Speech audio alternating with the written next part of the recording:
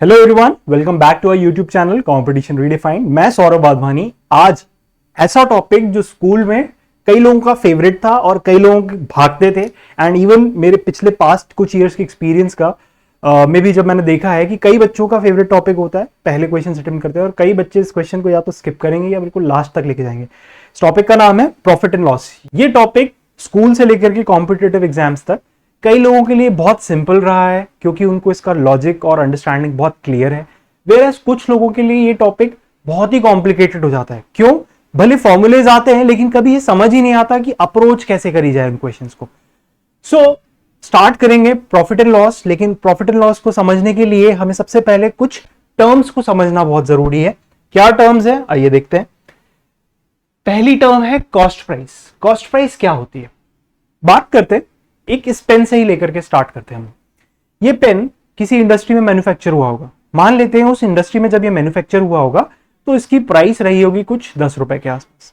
अब इंडस्ट्री में मैन्युफैक्चर हुआ 10 रुपए में और आज मैं इस पेन को यूज कर रहा हूं, डज नॉट मीन कि आज इस पेन को मैंने 10 रुपए में खरीद के आया हूं, राइट। 10 रुपए में इंडस्ट्री में मैन्युफैक्चर हुआ, इंडस्ट्रियलिस्ट ने किसी डिस्ट्रीब्यूटर के थ्रू होलसेलर्स तक पहुंचाया होगा। सो डिस्ट्रीब्यूटर ने अपनी कमीशन रखी 7 रुपए, 8 रुपए, 10 रुपए। उसके बाद उसको फर्दर होलसेल मार्केट में डिस्ट्रीब्यूट किया। होलसेलर्स अपना प्रॉफिट मार्जिन रख करके फर्दर किसी छोटे डिस्ट्रीब्यूटर के थ्रू इसे रिटेलर्स तक लेकर के गए। सो इस पेन पे हर व्यक्ति ने अपना अपना अपना अपना मार्जिन रखा, एंड उस मार्जिन को रखते रखते रखते रखते मान लीजिए मैं फाइनल कंज्यूमर हूं और मुझे ये पेन पड़ा 100 रुपए का। मैं फाइनल कंज्यूमर और मुझे ये पेन पड़ा 100 रुपए का। तो कॉस्ट प्राइस इस पेन की क्या हुई? 10 रुपए जिस पे इंडस्ट्रियलिस्ट ने बनाया था, 20 रुपए जिस पे पहले डिस्ट्रीब्यूटर ने होलसेलर को बेचा था, 30 रुपए जिस पे होलसेलर ने सेकंड डिस्ट्रीब्यूटर को बेचा था, या 40 रुपए जिस पे सेकंड डिस्ट्रीब्यूटर ने रिटेलर को बेचा था, या फिर 100 रुपए जिस पर कि किसी शॉपकीपर ने मुझे ये पेन दिया था। सो कॉस्ट प्राइस की जहां तक बात की जाए तो कॉस्ट प्राइस एक ऐसे दाम होते हैं, एक ऐसी वैल्यू होती है जिसमें किसी भी व्यक्ति को कोई पर्टिकुलर प्रोडक्ट फाइनली रेडी होकर के मिल गया। 10 रुपए भी कॉस्ट प्राइस है। 10 रुपए के बाद जब 10 रुपए प्रॉफिट रखा गया पहले डिस्ट्रीब्यूटर द्वारा, तो 20 रुपए जो बना था वो भी कॉस्ट प्राइस थी। उसके बाद 20 रुपए पे 10 रुपए प्रॉफिट रखा होलसेलर ने, तो 30 रुपए जो बना था वो भी कॉस्ट प्राइस थी। उसके बाद जब सेकंड डिस्ट्रीब्यूटर के पास आया 40 रुपए में, उसने अपना 10 रुपए का प्रॉफिट रख करके रिटेलर को दिया, तो 50 रुपए भी कॉस्ट प्राइस थी। और रिटेलर ने जब 100 रुपए में मुझे बेचा तो 100 रुपए भी कॉस्ट प्राइस है। अब एक सवाल आना चाहिए कि सर कैसी बात कर रहे हो, सारी ही कॉस्ट प्राइस है तो सेलिंग प्राइस क्या हुई? भैया यहां पे सबसे इंपॉर्टेंट है पॉइंट ऑफ व्यू, किसके नजरिए से देखा जा रहा है, वो सबसे इंपॉर्टेंट है। यानी कि जब मैं बात करता हूं इंडस्ट्रियलिस्ट की, तो जिस इंडस्ट्रियलिस्ट ने इस पेन को तैयार करके बना लिया था उसने 10 रुपए में तैयार किया था, तो उस इंडस्ट्रियलिस्ट के लिए इस पेन की कॉस्ट प्राइस थी 10 रुपए। 10 रुपए में तैयार करके बिल्कुल रेडी कर लिया। अब उसने बेचा है किसी डिस्ट्रीब्यूटर को 10 रुपए का प्रॉफिट रख करके, तो डिस्ट्रीब्यूटर को 20 रुपए का पड़ा, तो डिस्ट्रीब्यूटर ने खरीदा 20 रुपए में, तो वो 20 रुपए इंडस्ट्रियलिस्ट के लिए तो भले सेलिंग प्राइस है, लेकिन वही 20 रुपए उस डिस्ट्रीब्यूटर के लिए कॉस्ट प्राइस है। लाइकवाइज उस डिस्ट्रीब्यूटर ने जब होलसेलर को बेचा 10 रुपए का प्रॉफिट रख के यानी 30 रुपए में, तो 30 रुपए उस डिस्ट्रीब्यूटर के लिए तो सेलिंग प्राइस है, लेकिन वही 30 रुपए होलसेलर के लिए क्या हो गई? Cost price. And very similarly जब 50 रुपए का ये पेन शॉपकीपर को हाथ में मिला था, तो वो 50 रुपए शॉपकीपर के लिए कॉस्ट प्राइस थी। शॉपकीपर ने जब ये 100 रुपए का मुझे बेचा तो वो 100 रुपए शॉपकीपर के लिए सेलिंग प्राइस है, लेकिन मेरे लिए कॉस्ट प्राइस है। मेरे लिए क्या है? Cost price.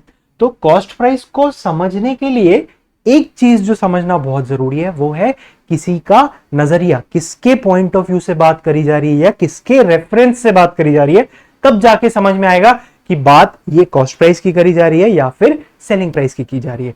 अगर यही पेन की मैं बात करता हूं और 100 रुपए की ही प्राइस की बात करता हूं, लेकिन अगर मैं बात शॉपकीपर की तरफ से करूंगा तो शॉपकीपर के लिए ये पेन 100 रुपए में बिका था, तो 100 रुपए शॉपकीपर के लिए सेलिंग प्राइस हो गई। वेयर एज मैंने ये पेन को 100 रुपए में खरीदा था, तो मेरे लिए ये पेन की कॉस्ट प्राइस कितनी हो गई? 100 रुपए। क्लियर है? अब एक चीज और है जो कॉस्ट प्राइस को समझने के लिए इंपॉर्टेंट है, वो क्या है कि ये पेन मैंने मान लीजिए दिल्ली से खरीदा 100 रुपए में खरीदा, लेकिन मैं ऑटो में बैठ करके अपने इंस्टीट्यूट तक आया, तो ऑटो का जो मैंने खर्चा दिया, मैं सिर्फ ये पेन लेने गया था, तो ऑटो का जो मैंने खर्चा दिया और उसके बाद आकर के मैंने इस पेन को अपने इस्तेमाल के लिए यूज किया। सो इस पेन की कॉस्ट प्राइस सिर्फ 100 रुपए नहीं रह गई, इस पेन की कॉस्ट प्राइस कितनी हो गई? इसको यूज करने से पहले मैंने इसमें जितना जितना जितना जितना खर्चा किया, वो सारा खर्चा मैं इसी में जोड़ूंगा, सारा खर्चा मैं इसी की कॉस्ट में जोड़ूंगा। तो ये पेन की कॉस्ट 100 रुपए अकेली नहीं रहेगी, उसमें ट्रांसपोर्टेशन में, टैक्सेशन में, अलग अलग तरीकों से जितने भी मैंने खर्चे किए होंगे, वो सारे खर्चों को इंक्लूड करके जो प्राइस बनेगी, वो मेरे लिए फाइनल कॉस्ट प्राइस रहेगी। एक ये चीज समझना और बहुत जरूरी हो जाता है। ठीक, अब बात करते हैं सेलिंग प्राइस की। तो सेलिंग प्राइस क्या होती है? सेलिंग प्राइस एक ऐसी प्राइस होती है जिस प्राइस पर इस पेन को मैं फाइनली किसी को दे देता हूं। इस पेन से मैंने छुटकारा प्राप्त कर लिया, मैंने किसी को यह पेन दे दिया, जितने भी पैसे मैंने उससे लिए, वही इस पेन की मेरे लिए क्या हो गई? सेलिंग प्राइस हो गई। वही इस पेन की मेरे लिए सेलिंग प्राइस हो गई। सो कॉस्ट प्राइस यानी क्रय मूल्य एक ऐसा दाम होता है जिसमें कोई भी वस्तु हमें फाइनली यूज करने के लिए मिल जाए।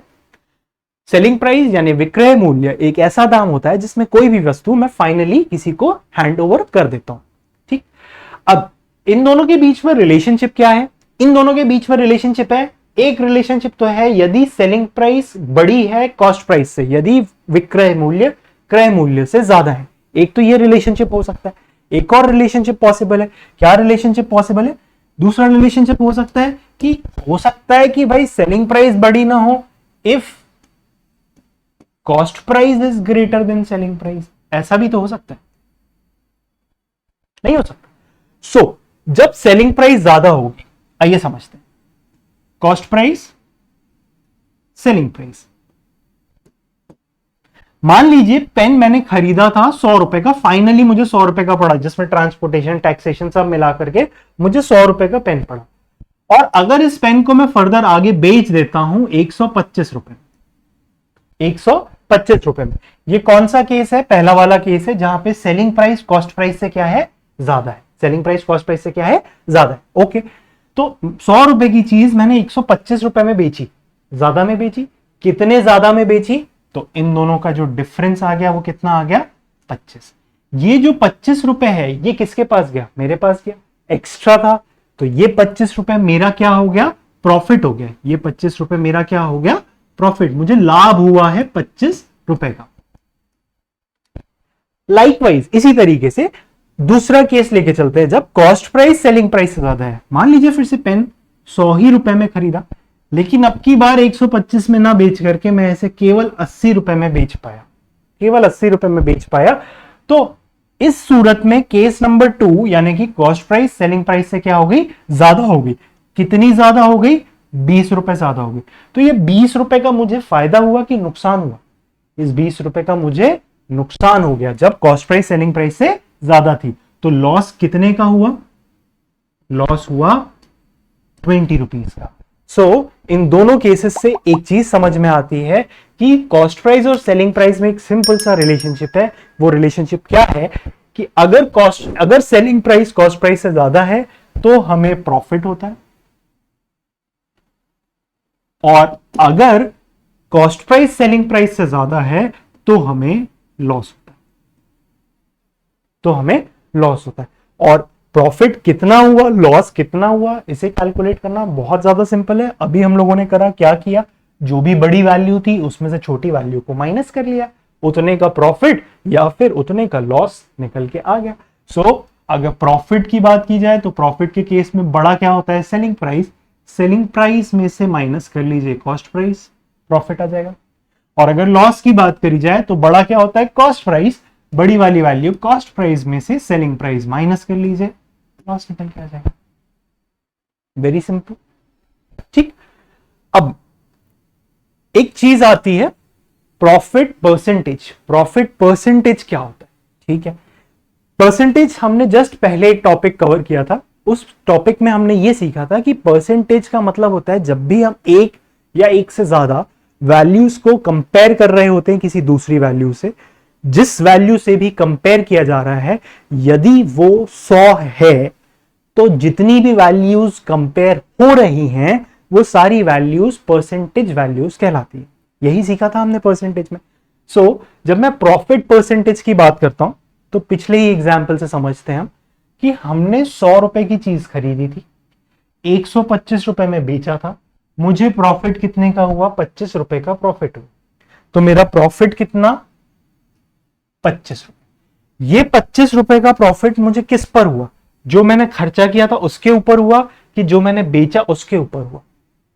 देखिए, वो अगेन नजरिए वाली बात हो जाती है कि 25 रुपए का प्रॉफिट आप किसी पे भी कंपेयर कर सकते हो कि मैं हर बार 125 रुपए की चीज बेचूंगा और 25 रुपए का प्रॉफिट इनकर कर लूंगा। तो आप ऐसे भी मान सकते हो कि 25 रुपए का प्रॉफिट हो रहा है हर बार 125 बेचने पर। एक चीज ये भी, एक नजरिया ये भी हो सकता है। और एक नजरिया ये हो सकता है कि हर 100 रुपए की वस्तु को, हर 100 रुपए की वस्तु को मैं 25 रुपए के लाभ में बेचूंगा। हर 100 रुपए की वस्तु को मैं 25 रुपए के लाभ में बेचूंगा। यहां पे एक चीज आती है कि प्रॉफिट को तो कंपेयर करना है। जब मैं प्रॉफिट परसेंटेज की बात कर रहा हूं तो प्रॉफिट को तो कंपेयर करना है, लेकिन किससे करना है?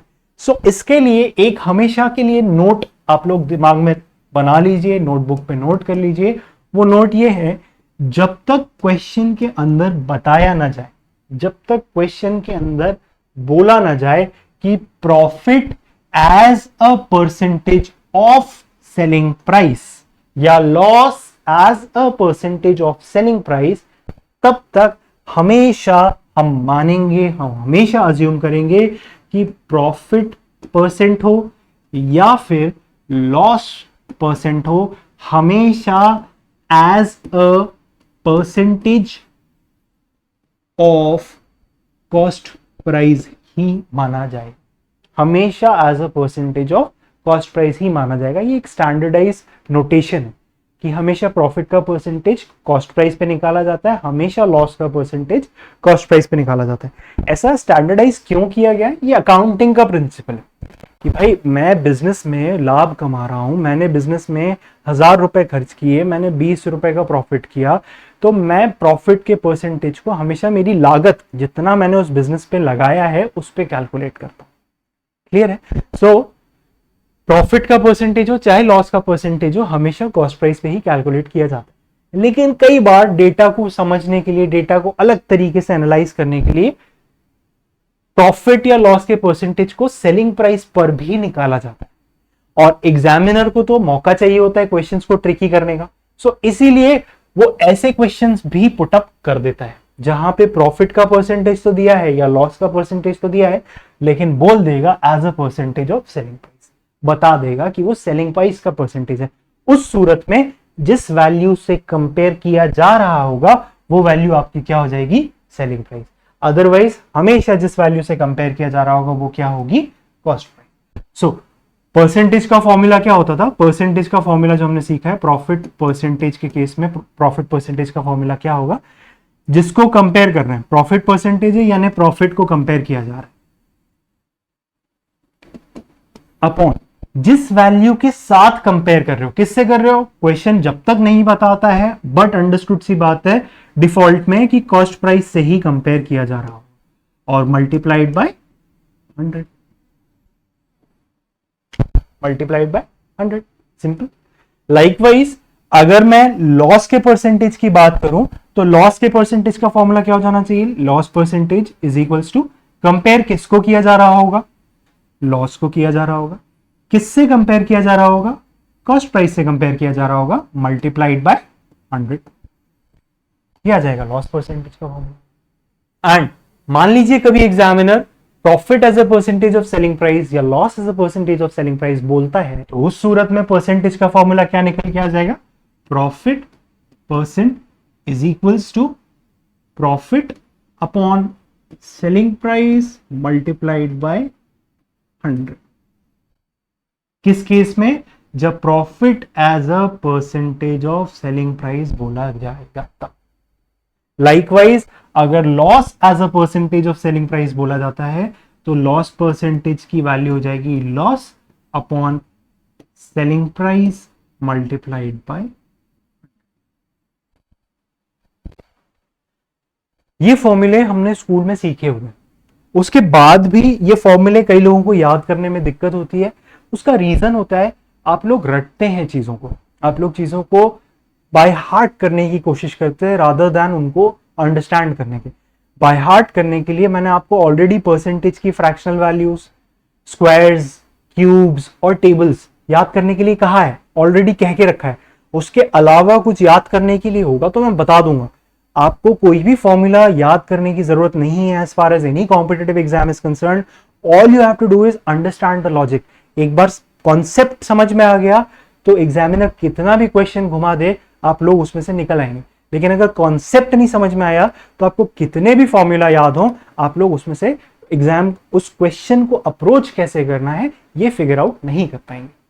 ठीक है, तो इसलिए कॉन्सेप्ट को पकड़ने की कोशिश करें रादर देन अपन सीधा सीधा फॉर्मूला बाय हार्ट करें। ओके, तो कॉन्सेप्ट को समझने के लिए क्या बात करें, बात कर लेते हैं। तो कॉन्सेप्ट को कैसे समझें, कॉन्सेप्ट समझने के लिए अभी देख लेते हैं।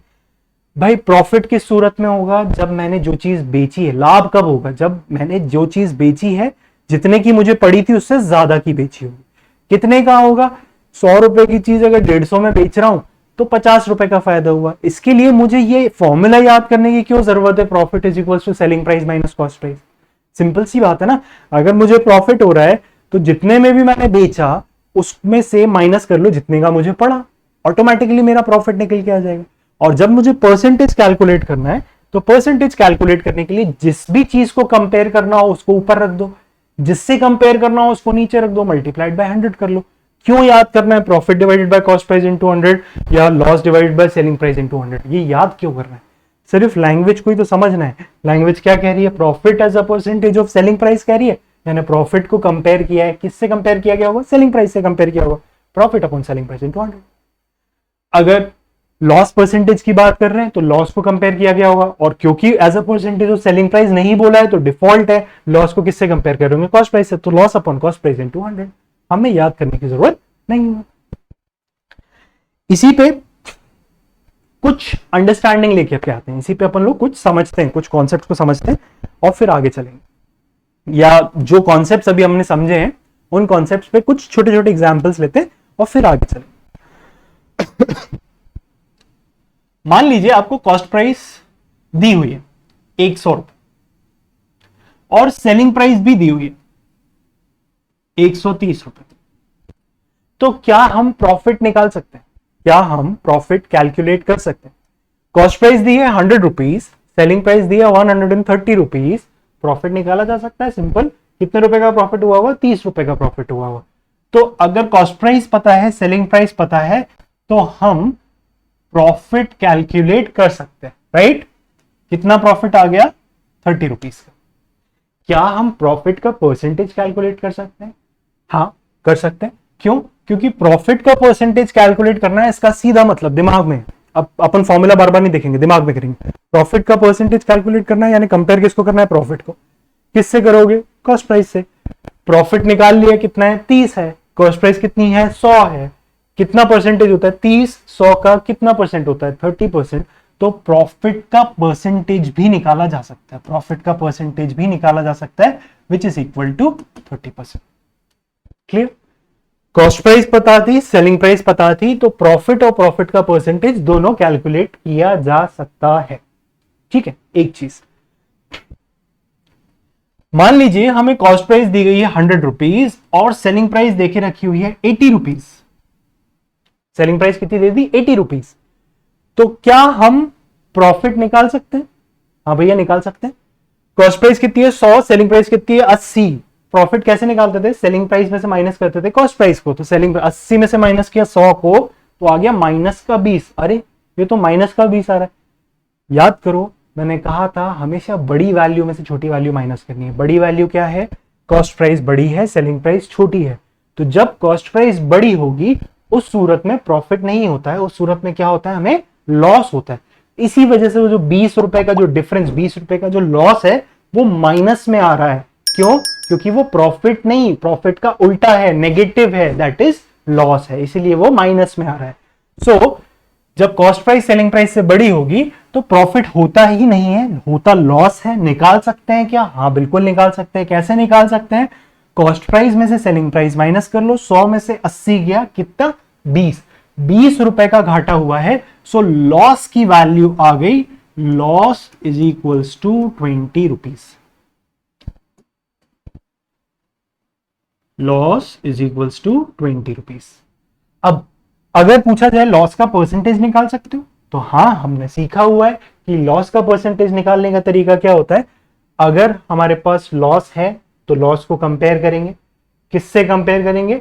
कॉस्ट प्राइस से कंपेयर करेंगे। कॉस्ट प्राइस भी है, हाँ है 100 रुपए, तो लॉस का परसेंटेज कितना? लॉस का परसेंटेज निकल के आ गया 20, 100 का कितना परसेंट होगा? 20% होगा, तो लॉस का परसेंटेज भी निकल के आ गया। क्लियर है? सो यहां से अगर मैं एक सिर्फ छोटी सी अंडरस्टैंडिंग लेके चलूं, सिर्फ एक छोटी सी अंडरस्टैंडिंग आगे लेके चलूं, तो वो अंडरस्टैंडिंग है, कॉस्ट प्राइस पता हो, सेलिंग प्राइस पता हो, तो मैं प्रॉफिट या फिर प्रॉफिट का परसेंटेज दोनों कैलकुलेट कर सकता हूं। अगर प्रॉफिट हुआ है तो, लॉस हुआ है, कॉस्ट प्राइस पता है, सेलिंग प्राइस पता है, तो मैं लॉस या फिर लॉस का परसेंटेज दोनों चीजें कैलकुलेट कर सकता हूं। यहां तक हम साथ में हैं? ठीक, आइए और देखते हैं। अभी तक अपन ने एग्जाम्पल क्या लिए थे? कॉस्ट प्राइस पता थी, सेलिंग प्राइस पता थी। अब थोड़ा सा डिफरेंस, थोड़ा सा चेंज करते हैं। क्या चेंज करें? मैं कहता हूं कॉस्ट प्राइस पता है 100 रुपए, कॉस्ट प्राइस पता है 100 रुपए, और प्रॉफिट पता है 37 रुपीज का प्रॉफिट हुआ है। प्रॉफिट पता है, कितने का प्रॉफिट हुआ है? 37 रुपीज का प्रॉफिट हुआ। तो क्या मैं सेलिंग प्राइस निकाल सकता हूं? हाँ भैया निकाल सकता हूं। 100 रुपए की चीज थी, 37 रुपीज का प्रॉफिट करा मैंने, तो 100 रुपए तो मैंने अपने पास रखे ही होंगे और साथ ही साथ 37 रुपीज एक्स्ट्रा रखे होंगे, तो मैंने बेचा कितने में होगा? 137 में। यानी कॉस्ट प्राइस पता थी, प्रॉफिट पता था, तो मैं सेलिंग प्राइस निकाल पाया। राइट? मान लो प्रॉफिट नहीं दे करके एग्जामिनर हमें प्रॉफिट का परसेंटेज दे देता, तो बोल देता 25% का प्रॉफिट, मान लो ऐसा दे देता, तो उस सूरत में क्या होता? कॉस्ट प्राइस कितनी थी? 100 रुपए, 100 का 25%, 100 का 25% कितना होता है? 25 रुपए। तो जैसे ही आप हमें प्रॉफिट की वैल्यू ना देकर के प्रॉफिट का परसेंटेज दो, तो इस परसेंटेज का बेस, जब तक क्वेश्चन में बोला नहीं है कि profit as a percentage of selling price, इसका base by default cost price ही होगा। तो कॉस्ट प्राइस का इतना परसेंटेज कैलकुलेट करना है, परसेंटेज आपने देके रखा है, कॉस्ट प्राइस देके रखा है, तो प्रॉफिट की वैल्यू भी मैं यहां से तुरंत निकाल सकता हूं। 25 रुपए का प्रॉफिट हुआ हो तो कॉस्ट प्राइस निकल आएगी, प्रॉफिट की वैल्यू निकल आएगी। क्या सेलिंग प्राइस निकाल लोगे? बिल्कुल पहले की तरह। 100 और 37 की सेलिंग प्राइस कितनी है? 137। अब 100 और 25% कितना होता है? 25, तो 100 और 25 इसकी सेलिंग प्राइस कितनी निकल के आ जाएगी? 125 रुपए की सेलिंग प्राइस निकल के आ जाएगी। क्लियर है? समझ में आ रही है बात? सिर्फ कैच पकड़ना है हमें कि मैं बोलना क्या चाह रहा हूं। मैं बोलना चाह रहा हूं कि जब हमें कॉस्ट प्राइस पता थी, हमें सेलिंग प्राइस पता थी, तो हम प्रॉफिट और प्रॉफिट का परसेंटेज दोनों निकाल पा रहे थे। और अगर प्रॉफिट नहीं हुआ है, लॉस हुआ है, तो लॉस और लॉस का लॉस और लॉस का परसेंटेज दोनों निकाल पा रहे थे। लेकिन वहीं पे अगर हमें क्वेश्चन में कॉस्ट प्राइस दे दी है, प्रॉफिट या फिर प्रॉफिट का परसेंटेज दे दिया है, तो उस सूरत में हम लोग सेलिंग प्राइस भी निकाल पा रहे हैं। यानी ऐसा नहीं है कि ये दोनों होगा तो ये निकलेगा, ये दोनों होगा तो ये भी निकल के आ रहा है, ये भी निकल पा रहा है। सो अगर हमें कॉस्ट प्राइस से सेलिंग प्राइस तक जाना, तो आप या तो हमें प्रॉफिट दे दो या प्रॉफिट का परसेंटेज दे दो, हम सेलिंग प्राइस अचीव कर लेंगे। ठीक है? और साथ ही साथ क्या देना है? कॉस्ट प्राइस भी देनी, तब तो हम सेलिंग प्राइस भी निकाल लेंगे। ठीक है, वापस आते हैं। कॉस्ट प्राइस, सेलिंग प्राइस, मान लेते हैं 100 रुपए की चीज थी और अब की बार घाटा हुआ है, लॉस हुआ है। कितने का लॉस हुआ? लॉस हो गया भैया 20 रुपीज का लॉस हुआ। तो कितने में बेचा होगा? 100 रुपए की चीज थी, अगर मैं 100 रुपए की चीज 100 रुपए में बेच देता, 100 रुपए की चीज 100 रुपए में, इस सिचुएशन को कहते हैं ब्रेक इवन। टर्म याद रखिएगा, कई बार एग्जाम में पूछ ली जाती है, इंग्लिश में खासतौर पे। ब्रेक इवन का मतलब होता है ना कोई फायदा ना कोई नुकसान, जितने का ये पेन मुझे पड़ा उतने का उतने में मैंने आगे बेच दिया, ना मैंने इसमें कोई प्रॉफिट रखा, ना मैंने इसमें कोई नुकसान झेला। सो 100 रुपए की चीज अगर मैं 100 ही रुपए में बेचता तो ब्रेक इवन वाली सिचुएशन होती, नो प्रॉफिट नो लॉस वाली। लेकिन एग्जामिनर बोल रहा है कि 100 रुपए की चीज है और 20 रुपए का घाटा हुआ है, यानी मुझे 100 रुपए भी पूरे नहीं मिले, उसमें 20 रुपए कम मिले, 100 में से 20 कम, यानी कितने मिले होंगे? 80 मिले होंगे। तो उस वस्तु को मैंने बेचा कितने में होगा? 80 रुपए में बेचा होगा। सो सेलिंग प्राइस कितनी निकल के आ गई? 80 रुपीज की। और अगर मान लो 100 रुपए की चीज थी और अब की बार मुझे लॉस की वैल्यू नहीं दे करके एग्जामिनर दे रहा है लॉस का परसेंटेज दे रहा है, 15% का लॉस किया भैया, हम लॉस परसेंटेज दे दिया उसने हमको, 15% का लॉस।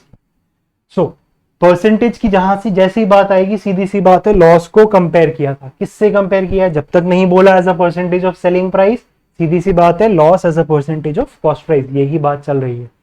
सो 15% किसका? कॉस्ट प्राइस का। कॉस्ट प्राइस कितनी? 100। 100 रुपए का 15% कितना होता है? लॉस निकल के आ गया, 15 रुपए का घाटा किया। सो 100 रुपए की चीज 15 रुपए का घाटा किया, जैसे पहले 100 में 20 का घाटा किया था, 80 आया माइनस किया था, वैसे ही 100 में 15 का घाटा हुआ, माइनस कर लो, कितना आ जाएगा? 85 रुपए की सेलिंग प्राइस निकल के आ जाएगा। सो यहां से एक और अंडरस्टैंडिंग जो हमारी बनती जानी चाहिए, वो अंडरस्टैंडिंग क्या है कि ना सिर्फ कॉस्ट प्राइस के साथ में प्रॉफिट या प्रॉफिट का परसेंटेज पता हो तो हम सेलिंग प्राइस निकाल पाते हैं, बट ऑल्सो उसके साथ ही साथ अगर कॉस्ट प्राइस में लॉस या लॉस का परसेंटेज पता हो तो भी हम सेलिंग प्राइस निकाल सकते हैं। सो अभी तक हमने सीखा क्या? अभी तक हमने सीखा कि ये दो वैल्यूज कॉस्ट प्राइस और सेलिंग प्राइस अगर ये पता होगी तो हम प्रॉफिट या प्रॉफिट का परसेंटेज और लॉस या लॉस का परसेंटेज ये निकाल सकते हैं। दूसरी चीज हमने क्या सीखी? अगर मान लो सेलिंग प्राइस नहीं दी गई है, कॉस्ट प्राइस के साथ में प्रॉफिट या फिर प्रॉफिट का परसेंटेज दिया, दोनों एक साथ नहीं देंगे, दो में से कोई एक ही चीज देंगे, कॉस्ट प्राइस के साथ में प्रॉफिट या फिर प्रॉफिट का परसेंटेज दिया है तो भी हम सेलिंग प्राइस निकाल सकते हैं। मोreover, कॉस्ट प्राइस के साथ में लॉस या लॉस का परसेंटेज दिया है तो भी हम सेलिंग प्राइस निकाल सकते हैं। इतना तो अपन को समझ में आ रहा है। अब एक और केस लेके चलें। एक और केस क्या होना चाहिए? एक और केस, ये दो वैल्यूज दी हैं, ये एक केस था, लेफ्ट हैंड वाली वैल्यू के साथ में नीचे लॉस या लॉस का परसेंटेज या ऊपर प्रॉफिट या प्रॉफिट का परसेंटेज दिया है तो हम राइट हैंड वाली वैल्यू यानी सेलिंग प्राइस निकाल रहे थे। ये केस नंबर 2 था। केस नंबर 3 क्या हो सकता है? केस नंबर 3 लेते हैं हम, जहां पे हमें सेलिंग प्राइस पता है, प्रॉफिट या प्रॉफिट का परसेंटेज पता है। सेलिंग प्राइस हमें पता है और प्रॉफिट की वैल्यू भी पता है।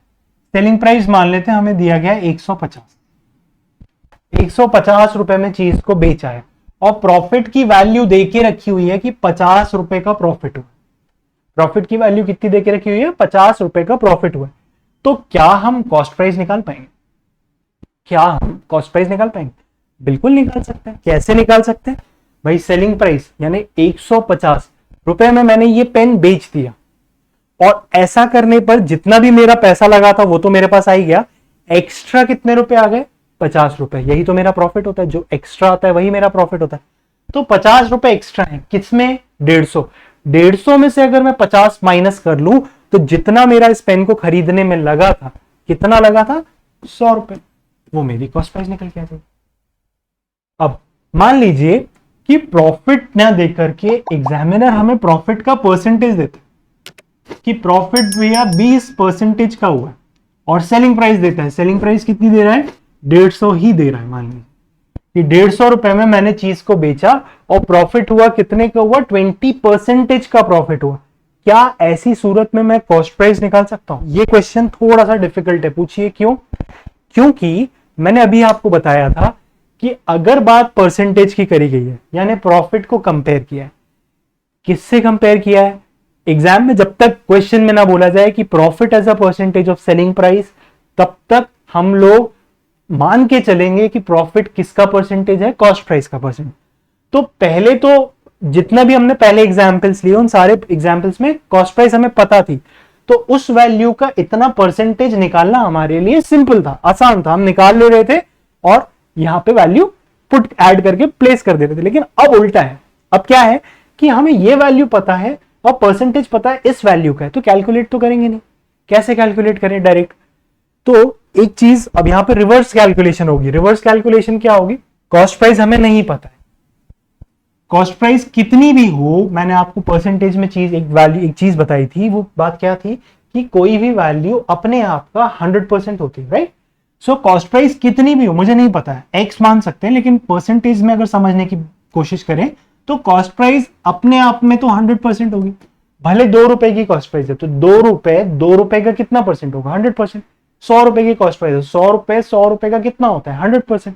तो जितनी भी कॉस्ट प्राइस होगी अपने आप का कितना होगी? 100%। और प्रॉफिट जो है वो कितना परसेंटेज देके रखा हुआ है? 20%। ऑफ किसका 20%? क्योंकि कुछ नहीं बोला गया है तो बाय डिफॉल्ट किसका? कॉस्ट प्राइस का 20%।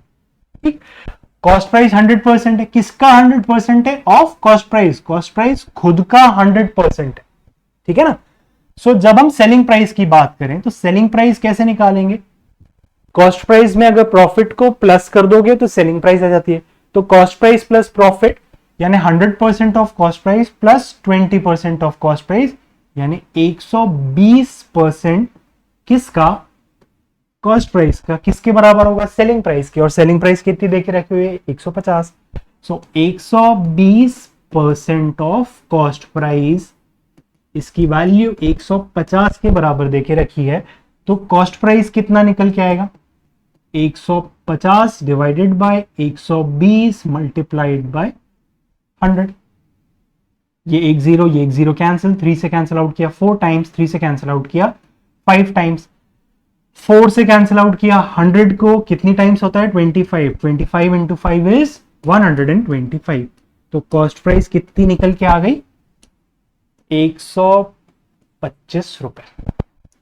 कॉस्ट प्राइस कितनी निकल के आ गई? 125 रुपए। सो यहां से जो अंडरस्टैंडिंग डेवलप कर पा रहे हैं हम, वो अंडरस्टैंडिंग क्या है कि अगर सेलिंग प्राइस पता है, प्रॉफिट की वैल्यू डायरेक्ट पता है, तो हम डायरेक्टली सेलिंग प्राइस में से प्रॉफिट माइनस करेंगे, कॉस्ट प्राइस निकालें। लेकिन अगर प्रॉफिट की वैल्यू डायरेक्ट नहीं पता है, प्रॉफिट का परसेंटेज भी पता है, तो भी कैलकुलेशन पॉसिबल है। उस कैलकुलेशन से हम कॉस्ट प्राइस कैलकुलेट कर सकते हैं। उस कैलकुलेशन से हम कॉस्ट प्राइस कैलकुलेट कर सकते हैं। दैट मीन्स कॉस्ट प्राइस के साथ में सेलिंग प्राइस दी हुई है तो प्रॉफिट या प्रॉफिट का परसेंटेज निकल सकता है। कॉस्ट प्राइस के साथ में प्रॉफिट या प्रॉफिट का परसेंटेज दिया है तो सेलिंग प्राइस निकल सकती है। और अगर सेलिंग प्राइस के साथ में प्रॉफिट या प्रॉफिट का परसेंटेज दिया है तो कॉस्ट प्राइस भी निकल सकती है। तो कॉस्ट प्राइस भी निकल सकती है। तो ये वाला जो चैनल हो गया कि अगर मुझे कॉस्ट प्राइस से सेलिंग प्राइस तक जाना है, अगर मुझे कॉस्ट प्राइस से सेलिंग प्राइस तक जाना है तो या तो मुझे प्रॉफिट दे दो या फिर प्रॉफिट का परसेंटेज दे दो। और अगर मुझे सेलिंग प्राइस से कॉस्ट प्राइस तक जाना है तो सेलिंग प्राइस के साथ में मुझे या तो प्रॉफिट दे दो या प्रॉफिट का परसेंटेज दे दो, मैं कॉस्ट प्राइस तक पहुंच जाऊंगा। करेक्ट है? अब अगर कॉस्ट प्राइस से सेलिंग प्राइस तक जाना है और प्रॉफिट ना होकर के लॉस हुआ है तो आप मुझे लॉस या लॉस का परसेंटेज दे दीजिए, मैं सेलिंग प्राइस निकाल लूंगा। और अगर सेलिंग प्राइस के साथ में लॉस या लॉस का परसेंटेज दिया है तो क्या कॉस्ट प्राइस निकलेगा कि नहीं निकलेगा? आइए चेक कर लेते हैं निकलेगा कि नहीं निकलेगा। कॉस्ट प्राइस, सेलिंग प्राइस, भैया घाटा हुआ है। घाटा हुआ है यानी बेचा हमने कम में, खरीदा ज्यादा में था, कॉस्ट प्राइस बड़ी होनी चाहिए, ठीक है। लेकिन अभी हमें यह पता है कि सेलिंग प्राइस हमें देके रखी हुई है। कितनी देके रखी है? मान लेते हैं 75 देके रखी हुई है। 75 रुपीज की सेलिंग प्राइस देके रखी हुई है। और लॉस बोल दिया हमको सीधा सीधा 25 रुपए का लॉस है। कॉस्ट प्राइस निकालने को कह दिया है। तो 75 रुपीज की चीज थी, 25 रुपए घाटा हुआ, यानी मैंने ये पेन को बेचा, आपको दी और आपसे 75 रुपीज ले लिए। 75 रुपीज लेने के बाद भी मेरे पास 25 रुपीज कम पड़ रहे हैं। किस चीज से कम पड़ रहे हैं? इस पेन की जो वैल्यू थी उससे। तो 75 और 25 यानी 100 रुपीज उस पेन की वैल्यू थी। सो सेलिंग प्राइस पता है, लॉस पता है, तो कॉस्ट प्राइस सीधी सीधी कैसे निकाल सकते हैं? सेलिंग प्राइस में लॉस को प्लस कर लो, 75 प्लस 25 यानी कि 100 रुपीज की कॉस्ट प्राइस आ गई। अब मान लीजिए कि सेलिंग प्राइस के साथ में लॉस ना देकर के लॉस का परसेंटेज दिया जाए। सो लॉस, सेलिंग प्राइस दे दी है मान लीजिए हमें 72, लॉस का जो परसेंटेज देके रखा हुआ है, लॉस परसेंटेज वो देके रखा हुआ है हमें 20% का। और हमसे बोला जाए कि कॉस्ट प्राइस कैलकुलेट करें। सो कैसे कैलकुलेट करेंगे? वी नो कि कॉस्ट प्राइस जो होती है, क्रय मूल्य जो होगा वो 100% होगा। 100%। किसका 100% होगा? खुद का। क्रय मूल्य अपने आप का 100% होगा। और जो लॉस है वो हमें देके रखा हुआ है 20%। क्योंकि मैंने कभी आपसे अभी बोला नहीं कि loss as a percentage of selling price, यानी लॉस विक्रय मूल्य के प्रतिशत के रूप में दिया गया है, तो इस वजह से लॉस का जो परसेंटेज का बेस होगा वो क्या होगा? कॉस्ट प्राइस होगी। अब cost price 100% of cost price, loss 20% of cost price, तो सेलिंग प्राइस यानी जिस प्राइस में बेचा गया वो कितनी आएगी? 100% में से 20% माइनस हो गया, यानी 80% किसका? Of cost price. 80% of cost price selling price के बराबर है। सेलिंग प्राइस कितनी है? 72। तो 80% of cost price is equals to 72। Cost price की वैल्यू 72 डिवाइडेड बाय 80%, परसेंट की वजह से ऊपर एक 100 मल्टीप्लाई हो जाएगा। एक जीरो ये कैंसिल आउट होगा, एक जीरो ये कैंसिल आउट होगा। 8 के टेबल में 72 आ जाता है। कितनी टाइम्स में? 9 टाइम्स में। 9 टाइम्स 10, कॉस्ट प्राइस कितनी निकल के आ गई? 90 रुपीज। कॉस्ट प्राइस कितनी निकल के आ गई? 90 रुपीज। सो इसका मतलब अगर हमें कॉस्ट प्राइस और सेलिंग प्राइस पता है तो हम प्रॉफिट या प्रॉफिट का परसेंटेज कैलकुलेट कर सकते हैं। प्रॉफिट और प्रॉफिट का परसेंटेज तब जब प्रॉफिट हुआ हो, लेकिन अगर हुआ ही नहीं प्रॉफिट, लॉस हुआ, तो भैया हम लॉस और लॉस का परसेंटेज भी कैलकुलेट कर लेंगे। पहली चीज। दूसरी चीज, अगर हमें कॉस्ट प्राइस के साथ में प्रॉफिट या प्रॉफिट का परसेंटेज पता है तो हम सेलिंग प्राइस कैलकुलेट कर लेंगे। वेयर एज अगर लॉस हुआ है तो कॉस्ट प्राइस के साथ में लॉस या फिर लॉस का परसेंटेज पता है तो भी हम सेलिंग प्राइस कैलकुलेट कर लेंगे।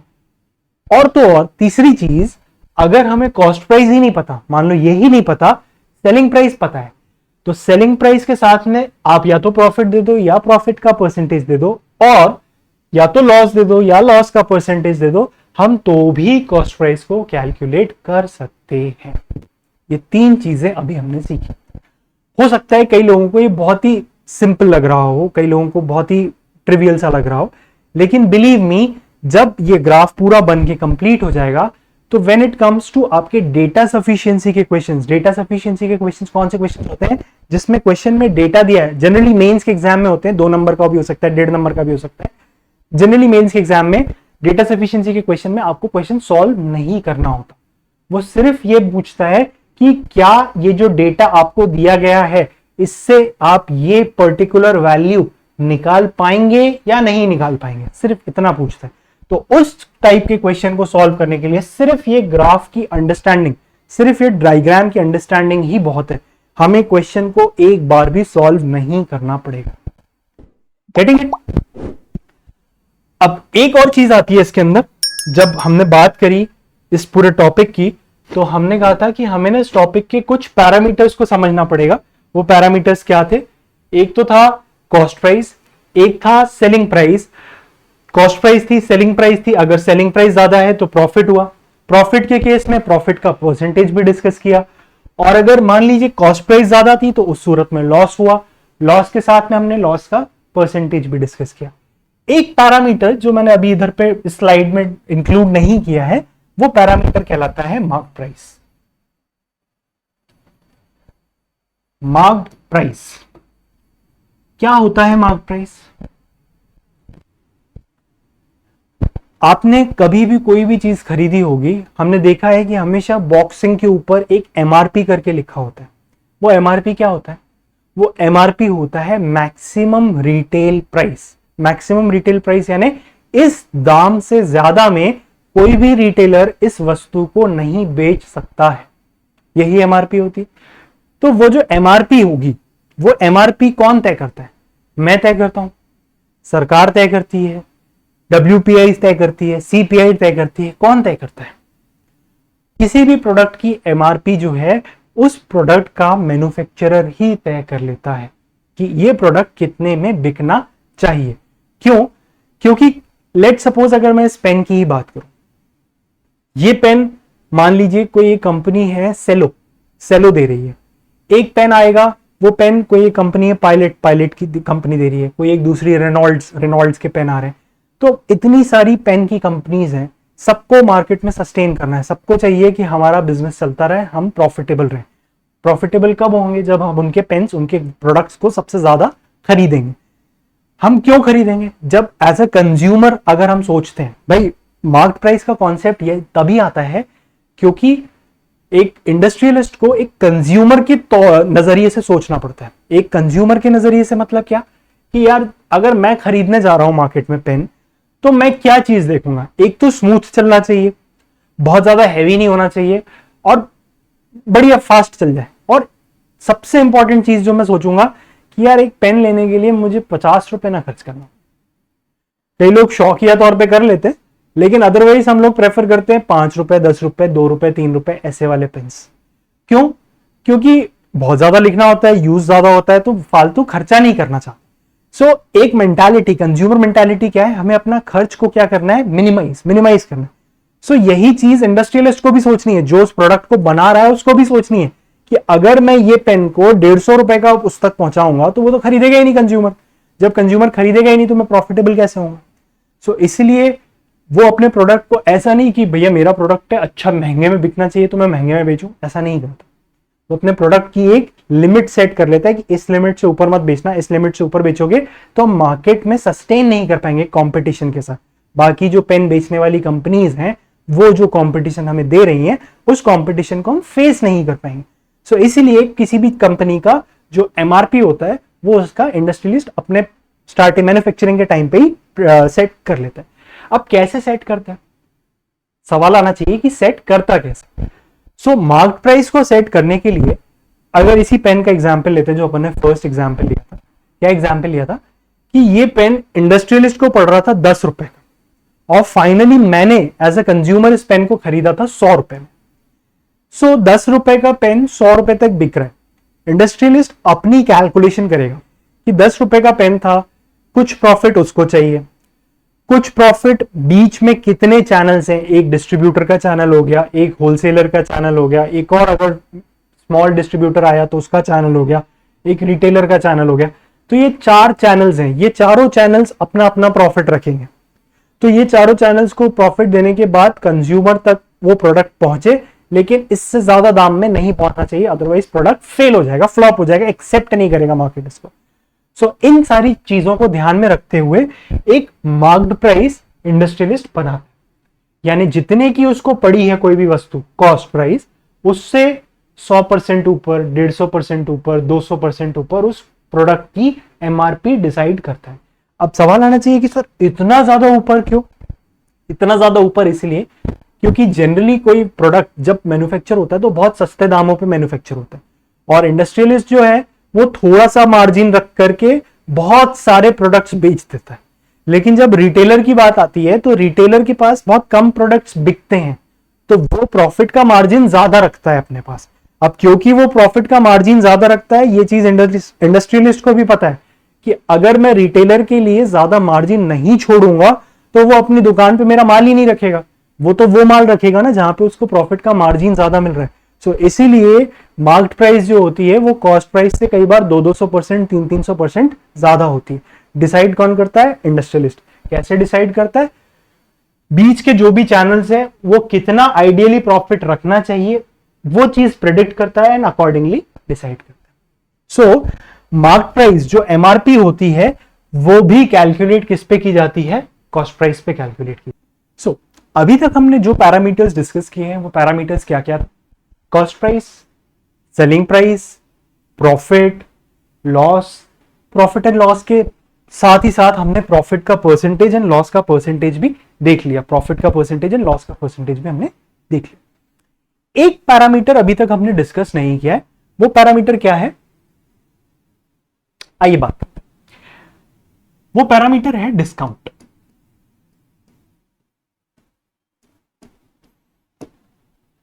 प्रॉफिट एंड लॉस के क्वेश्चंस में, प्रॉफिट एंड लॉस के टॉपिक में एक बहुत इंपॉर्टेंट पैरामीटर है डिस्काउंट, यानी कि बट्टा, यानी कि छूट। कितने रुपए की छूट दी गई किसी वस्तु को बेचते समय। ये एक इंपॉर्टेंट पैरामीटर हो जाता है। क्या होता है डिस्काउंट, इसको समझने के लिए सबसे पहले समझते हैं एमआरपी क्या होता है। एमआरपी यानी मैक्सिमम रिटेल प्राइस या फिर टैग प्राइस या फिर अंकित मूल्य क्या होता है। लेट सपोज मैं किसी मॉल में गया एक बैग खरीदना, मुझे एक बैग खरीदना था, बैग के ऊपर एक प्राइस टैग लगा हुआ था, वो प्राइस टैग बता रहा था 9999, 9,999 रुपए का बैग है। 9,999 इज अप्रोक्सीमेटली इक्विवेलेंट टू 10,000, यानी 10,000 रुपए का बैग है। अब मैं एक्सपेक्ट करता हूं यार मैं इतना महंगा सामान खरीद रहा हूं तो कुछ ना कुछ छूट तो मिले, कुछ ना कुछ डिस्काउंट तो मिले, राइट, एवरीबॉडी डज।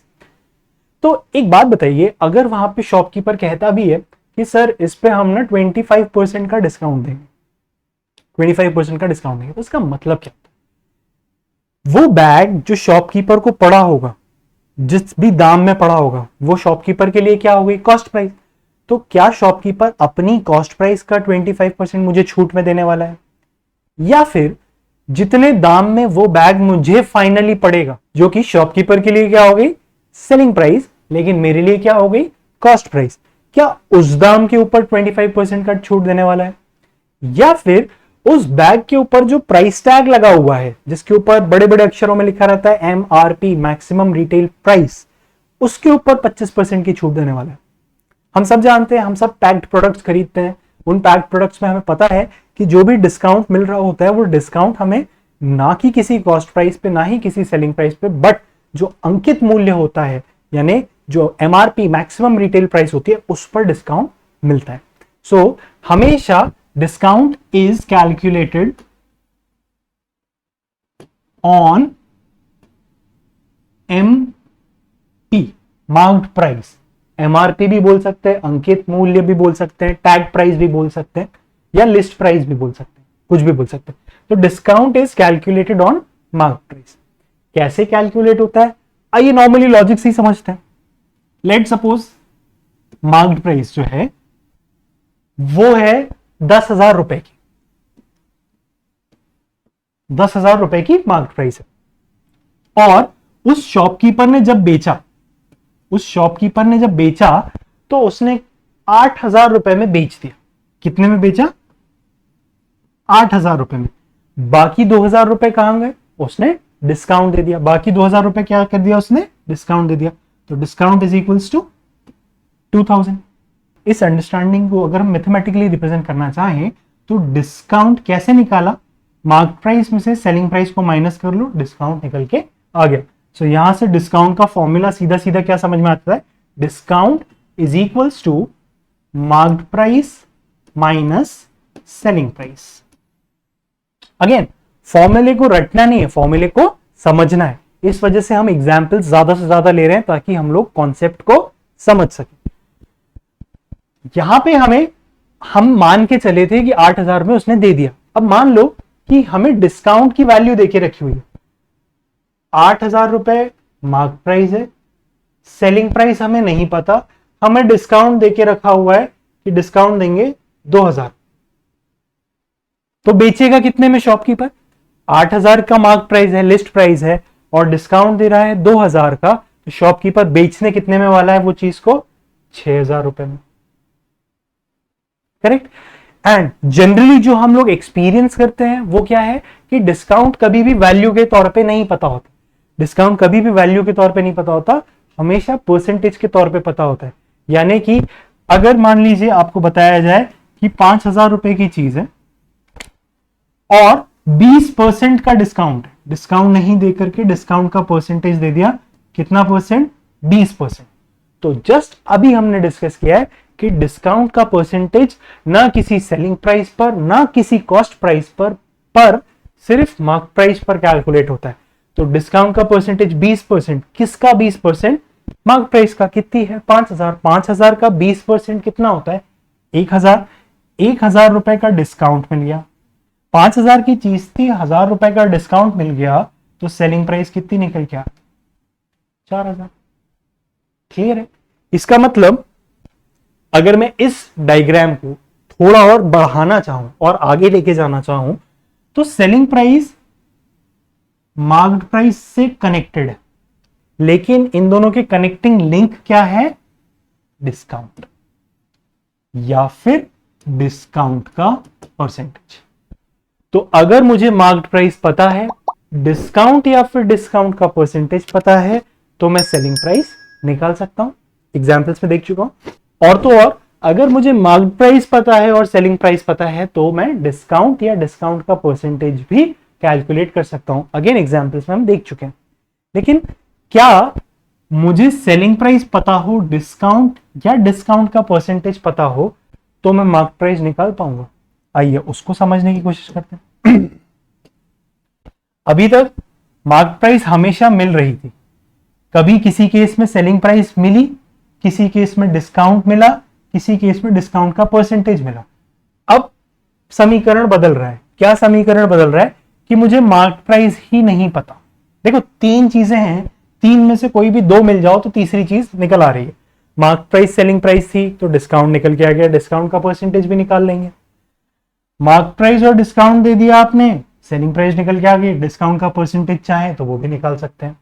और अगर मार्क प्राइस और डिस्काउंट का परसेंटेज दे दिया तो यहां से डिस्काउंट भी निकाल लिया हमने और सेलिंग प्राइस भी निकाल ली।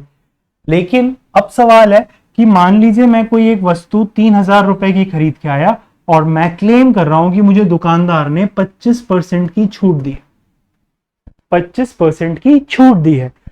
तो 25% की छूट किस प्राइस पर दी गई होगी? मार्क प्राइस पर दी होगी। मार्क प्राइस अपने आप में कितना परसेंट होगी? 100%। 100% में से 25% माफ कर दिए, यानी 75% शॉपकीपर ने मुझसे चार्ज किया। किस चीज का? मार्क प्राइस का 75% मुझसे लिया और मैंने शॉपकीपर को दिया कितना था? 3,000 रुपए दिए थे। तो मार्क्ड प्राइस कितनी निकल के आ गई? Mark price is equals to 3,000 divided by 75 multiplied by 100। 75 के टेबल में 300 आ जाता है। कितनी बार में? 4 बार में। तो 300 कैंसिल और 75 कैंसिल 1 टाइम्स एंड 4 टाइम। और जीरोस कितने आ रहे हैं? 3 जीरोस। तो मार्क प्राइस कितनी निकल के आ गई? 4,000। यानी इसका मतलब अगर आप मुझे डिस्काउंट का परसेंटेज दे दो और सेलिंग प्राइस दे दो तो मैं मार्क प्राइस भी निकाल सकता हूं। डिस्काउंट का परसेंटेज नहीं दे करके अगर आप मुझे डिस्काउंट की वैल्यू दे देते और सेलिंग प्राइस दे देते तो भी मैं मार्क प्राइस या फिर डिस्काउंट का परसेंटेज निकाल सकता था। सो इस पूरे चार्ट में आप मुझे कोई भी दो चीजें दे दो, मैं तीसरी चीज को कैलकुलेट या तीसरी और चौथी चीज को करस्पॉन्डिंगली कैलकुलेट कर पा रहा हूं। दैट मीन्स अगर मैं इस डायग्राम की बात करूं तो मार्क्ड प्राइस से सेलिंग प्राइस तक जाना है तो मुझे डिस्काउंट या डिस्काउंट का परसेंटेज दे दीजिए। सेलिंग प्राइस और मार्क प्राइस आपने दोनों दे दी तो मैं डिस्काउंट या डिस्काउंट का परसेंटेज खुद से कैलकुलेट कर लूंगा। लेकिन अगर आप सेलिंग प्राइस, डिस्काउंट और डिस्काउंट का परसेंटेज ये दो चीजें मुझे दे रहे हो तो मैं मार्क प्राइस भी कैलकुलेट कर सकता। यानी ये तीनों जो लिंक्स हैं, ये प्रॉफिट वाली लिंक, ये लॉस वाली लिंक और ये डिस्काउंट वाली लिंक, ये तीनों लिंक बाय डायरेक्शनल है।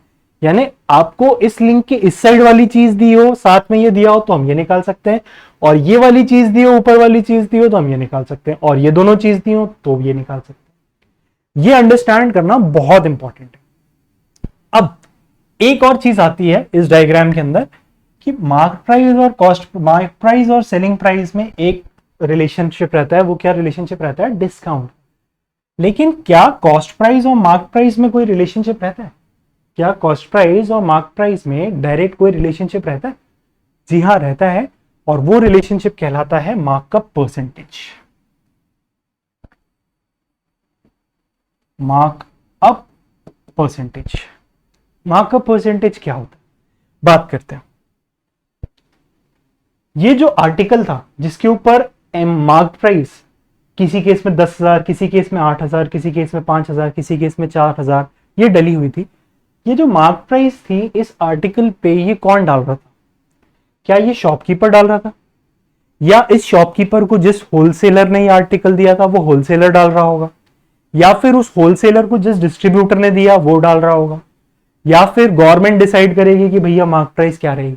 कौन डिसाइड करेगा? किसी भी आर्टिकल की मार्क प्राइस डिसाइड करने का अधिकार उस आर्टिकल को प्रोड्यूस करने वाली मैन्युफैक्चरिंग यूनिट का होता है। क्यों होता है? अब मान लीजिए एक पेन की बात करते हैं तो कितनी सारी डिफरेंट कंपनीज हैं जो कि पेन प्रोड्यूस कर रही हैं।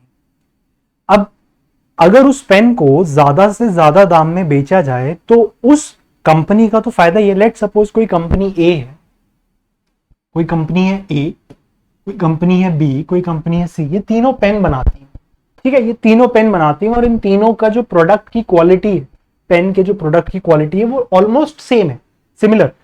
उतना ही लाइट पेन है, उतना ही अच्छे स्मूथली चलता है और उतनी ही इंक आती है जितना तीनों के अंदर बराबर अपन लिख सके। सो तीन कंपनीज हैं, तीनों के पास जो प्रोडक्ट है वो बिल्कुल आइडेंटिकल है, सिमिलर प्रोडक्ट, ठीक है। अब अगर सिमिलर प्रोडक्ट हमें मिल रहा है तो एज अ कंज्यूमर हम कौन सा प्रोडक्ट खरीदेंगे? क्या हम महंगा वाला प्रोडक्ट खरीदेंगे या हम सस्ता वाला प्रोडक्ट खरीदेंगे? बट ऑब्वियस सी बात है हम सस्ता प्रोडक्ट खरीदेंगे। और इन कंपनी को फायदा कब होगा? इन कंपनी को फायदा कब होगा? जब इनके ज्यादा से ज्यादा पेन बिके। अगर पेन ही नहीं बिक रहा, एक प्रोडक्ट कितना भी ये महंगा कर ले, अगर वो बिकेगा ही नहीं तो इनको कुछ फायदा होने वाला है? नहीं होने वाला। So that is the reason जिसकी वजह से ये किसी भी प्रोडक्ट की एक जो अपर कैप है, अपर सीलिंग जो है कि इसके ऊपर नहीं बेचना है, इसके ऊपर बेचोगे तो आप कंपटीशन से बाहर चले जाओगे, आप इतना महंगा कर चुके होगे कि बाकी लोग उससे सस्ती चीज दे रहे हैं, आपकी चीज बिकेगी ही नहीं। उस चीज को अवॉइड करने के लिए कंपनीज ना एक सीलिंग बना लेती हैं कि इससे ज्यादा दामों में नहीं बेचेंगे। इसका मतलब कि जब भी हम किसी प्रोडक्ट की मार्केट प्राइस की बात करते हैं तो ये मार्केट प्राइस जब वो प्रोडक्ट किसी कंपनी में पैदा हुआ था, उस कंपनी ने तभी तय कर लिया था कि इससे ज्यादा दाम में नहीं बेचना है ये प्रोडक्ट। तो अगर उस कंपनी को उस प्रोडक्ट को बनाने में 100 रुपए का खर्चा आ रहा था और कंपनी उस प्रोडक्ट की एमआरपी जो सेट कर रही है वो 500 रुपए कर रही है, तो ये 100 रुपए को 500 रुपए के दाम पे एमआरपी उसने मार्क अप किया, तो उसने बढ़ाया कितना दाम? उसने बढ़ाया, मार्क अप कितना किया? 400 रुपए मार्कअप किए। और ये जो 400 रुपए मार्कअप किए, ये किसके ऊपर बढ़ाए? ये बढ़ाए उस प्रोडक्ट की कॉस्ट के ऊपर, उस प्रोडक्ट की जो वैल्यू थी उसके ऊपर 400 रुपए बढ़ाए। तो मार्कअप का जो परसेंटेज है वो किस पे कैलकुलेट हो रहा है? कॉस्ट प्राइस पे। यानी मार्कअप परसेंटेज की जब हम बात करेंगे, मार्कअप परसेंटेज, इसका मतलब परसेंटेज यानी कंपेयर हो रहा है, कौन कंपेयर हो रहा है? मार्क अप वैल्यू, कितने रुपए ऊपर बढ़ाए गए, कितने रुपए ऊपर बढ़ाए गए, और किससे कंपेयर किया जा रहा है? जिसके ऊपर बढ़ाए गए। किसके ऊपर बढ़ाए गए? कॉस्ट प्राइस के ऊपर। तो मार्कअप परसेंटेज की जब हम बात करेंगे तो फॉर्मूला क्या बन जाएगा? Markup value divided by cost price multiplied by 100। ये इसका फॉर्मूला बन जाएगा। अब इस एग्जाम्पल में अगर हम देखें तो मार्कअप परसेंटेज कितना निकल के आ रहा है? Markup percentage is equals to 400 रुपए का मार्कअप था, कॉस्ट प्राइस थी 100 रुपए की, इंटू 100, ये 100 कैंसिल, तो मार्कअप परसेंटेज कितना आ गया? 400% मार्कअप किया है कंपनी ने। अब आप जब पेन खरीदते हैं, 5 रुपए के पेन, 10 रुपए के पेन, वो पेन एक्चुअली में 1 रुपए, आधा रुपए, 25 पैसे, इतनी प्राइस होती है उनकी जब वो कंपनी में बन रहे होते हैं। लेकिन जब तक हमारे तक आते हैं तो 3 रुपए, 4 रुपए, तो कितना बढ़ गया? 3 गुना, 4 गुना, 5 गुना, इतने गुना दाम बढ़ गया। तो मार्कअप वैल्यू हमेशा उसकी कॉस्ट प्राइस पे बनती है और कुछ इतना ही परसेंटेज का इंक्रीज होता है, और जो उसके बाद वैल्यू बन के आती है वो market price, list price, tag price, maximum retail price या फिर अंकित मूल्य के रूप से जानी जाती है। और इसी market price, list price, tag price, अंकित मूल्य पर डिस्काउंट देने के बाद जो बनती है वो प्राइस क्या कहलाती है? Selling price. So this is the whole chart of profit and loss. Profit and loss का ये एक होल चार्ट है। अब क्वेश्चन डेटा सफिशिएंसी का आ जाए, आपसे कुछ भी पूछ ले, आप बिल्कुल आंखें बंद करके आंसर कर सकते हैं। अगर आपको मार्केट प्राइस पता है और आपको सेलिंग प्राइस पता है, अगर आपको मार्केट प्राइस पता है, सेलिंग प्राइस पता है, तो क्या आप डिस्काउंट निकाल सकते हैं? हाँ भैया, डिस्काउंट निकाल सकते हैं। क्या आप डिस्काउंट का परसेंटेज निकाल सकते हैं? और डिस्काउंट का परसेंटेज भी निकलेगा। कैसे निकलेगा? मार्केट प्राइस में से सेलिंग प्राइस माइनस कर लोगे, डिस्काउंट आ जाएगा। उस डिस्काउंट को मार्केट प्राइस से कंपेयर कर लोगे तो डिस्काउंट का परसेंटेज निकल के आ जाएगा। अब अगर आपको मार्केट प्राइस पता है और प्रॉफिट पता है तो क्या आप सेलिंग प्राइस निकाल सकते हो? मार्क्ड प्राइस से अगर मुझे सेलिंग प्राइस पे जाना है तो या तो मुझे डिस्काउंट या डिस्काउंट का परसेंटेज दो, या तो फिर मुझे मार्कअप या मार्कअप का परसेंटेज दो ताकि मेरे को कॉस्ट प्राइस मिले, और कॉस्ट प्राइस से प्रॉफिट के रास्ते में सेलिंग प्राइस तक पहुंच सकता हूं। लेकिन अगर आप मुझे मार्क्ड प्राइस दे रहे हो और सीधा प्रॉफिट या प्रॉफिट का परसेंटेज दे रहे हो और पूछ रहे हो सेलिंग प्राइस, तो मैं कभी भी नहीं निकाल पाऊंगा। अरे ये बात समझ में? अगर मैं आपको लॉस या लॉस का परसेंटेज दे रहा हूं, लॉस या लॉस का परसेंटेज दे रहा हूं और डिस्काउंट या डिस्काउंट का परसेंटेज दे रहा हूं, और मैं आपसे पूछता हूं कि भैया सेलिंग प्राइस निकालो, तो क्या निकाल सकते हैं? नहीं निकाल सकते, क्योंकि लॉस से अगर मुझे सेलिंग प्राइस तक जाना है तो मुझे कॉस्ट प्राइस होना जरूरी है, या फिर डिस्काउंट से अगर मुझे सेलिंग प्राइस तक जाना है तो मेरे पास मार्क्ड प्राइस होना जरूरी है, क्योंकि इन दोनों में से कोई एक वैल्यू भी नहीं है, इस वजह से मैं सेलिंग प्राइस नहीं कैलकुलेट कर पाऊंगा। अगर मुझे मार्क्ड प्राइस पता है, मार्कअप परसेंटेज पता है और लॉस का परसेंटेज पता है, तो क्या मैं डिस्काउंट का परसेंटेज निकाल सकता हूं? फिर से बोल रहा हूं, अगर मुझे मार्कअप वैल्यू पता है, मार्क्ड प्राइस पता है और लॉस का परसेंटेज पता है, तो क्या मैं डिस्काउंट का परसेंटेज निकाल सकता हूं? बिल्कुल निकाल सकता हूं। कैसे निकालेंगे? मार्क्ड प्राइस पता है, हाँ पता है, मार्क प्राइस पता है, अब भले मुझे मार्कअप की वैल्यू दे दो या मार्कअप का परसेंटेज दे दो, इस चैनल से मैं कॉस्ट प्राइस निकाल लूंगा, हाँ या ना? कॉस्ट प्राइस निकल गई, आपने मुझे लॉस दे दिया या लॉस का परसेंटेज दे दिया, तो कॉस्ट प्राइस और लॉस या लॉस के परसेंटेज से मैं सेलिंग प्राइस निकाल लूंगा। मार्क प्राइस पहले से पता थी, सेलिंग प्राइस पता चल गई, अब ये दोनों चीजें पता है, तो क्या मैं डिस्काउंट या डिस्काउंट का परसेंटेज निकाल सकता हूं? हाँ जी, बिल्कुल निकाल सकता हूं। सो दिस वे हम डेटा सफिशिएंसी के बहुत सारे क्वेश्चंस को बहुत सिंपली सॉल्व कर सकते हैं। और इसके अलावा जो सबसे अहम बात है वो ये कि जिन बच्चों को अप्रोच में दिक्कत आती है प्रॉफिट एंड लॉस के क्वेश्चंस को शुरू कैसे करें, उन लोगों के लिए क्वेश्चन बहुत सिंपल हो जाता है अगर आप इस डायग्राम को समझ के चलते हैं। अगर ये डायग्राम आपको समझ में आ जाए तो वो क्वेश्चन आप लोगों के लिए बहुत सिंपल हो जाएंगे। ट्रस्ट मी, कितना भी डिफिकल्ट क्वेश्चन आ जाए, आप इस डायग्राम की हेल्प से आराम से उस क्वेश्चन को सॉल्व कर सकते हैं। अब हम लोग मूव ऑन करेंगे, कॉन्सेप्ट हमने समझ लिया है, मूव ऑन करते हैं एग्जाम्पल्स की तरफ और सॉल्व करने की कोशिश करते हैं।